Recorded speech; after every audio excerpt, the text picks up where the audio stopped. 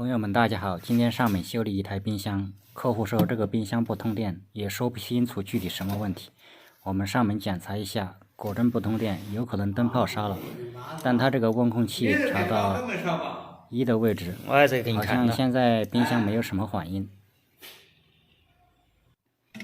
电包烧了是首先拿掉上面这一层，烧多了都没用了喽。检查一下这个冰箱烧多了得一半价钱。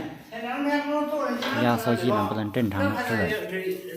我们先拆掉灯泡的保护罩，往下一抠就掉了。好，我们看到这个灯泡已经发黑了，果真灯泡已经烧坏。客户说的不通电，大概就是这个原因。但是我们还要检查一下这个冰箱能不能正常制冷。好，我们拆一下这个冰箱的这个温控。用全新电流表卡一下电流，我们插上电源插头来看一下这个冰箱有没有启动电流。我们发现现在冰箱没有启动电流，只有 0.028 安，说明压缩机没有工作。我们用手调动一下这个温控器，把它调到3档的位。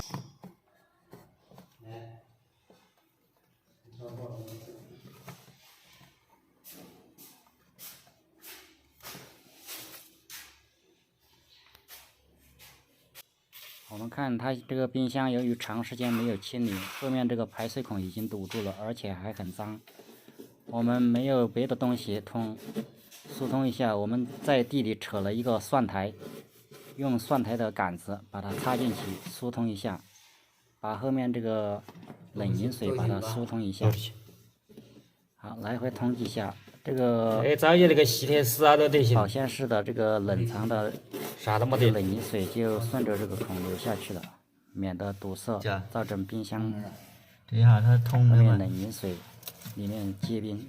好，我们等了一会儿，冰箱这个好像现在有0.8安的电流，说明压缩机已经正常启动，已经正常工作了。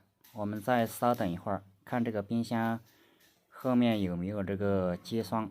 好，我们把这个灯泡先拆下来，这种钨丝的灯泡不耐用。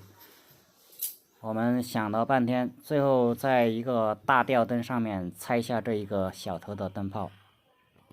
我们把这个 LED 的灯泡准备给放到冰箱上面，我们把这个灯泡拧下来。我们发现，因为这种大吊灯的头也是这种小口的啊，和这个冰箱钨丝的这种灯泡口一样。我们把这个冰箱钨丝的灯泡拧在这个吊灯上面试一下，我们看这个丝口是不是通用的。我们拧进去发现这个丝口完全是一样的啊，说明这个大吊灯这个 LED 灯泡这个头和冰箱的头一样，是完全可以代换冰箱灯泡的啊。LED 这个灯泡而且还不会发热，用的时间还很长。好，我们把这个大吊灯上面这个 LED 灯泡把它装到这个冰箱上面了啊，现在非常的亮，雪白。这个灯泡起码可以扛个3年到5年都不会坏啊，比钨丝的寿命提高了10倍。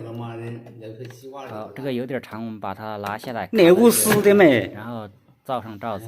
你那是钨丝的没？肯定不经用。好，现在已经差不多了啊，把温度调到3档。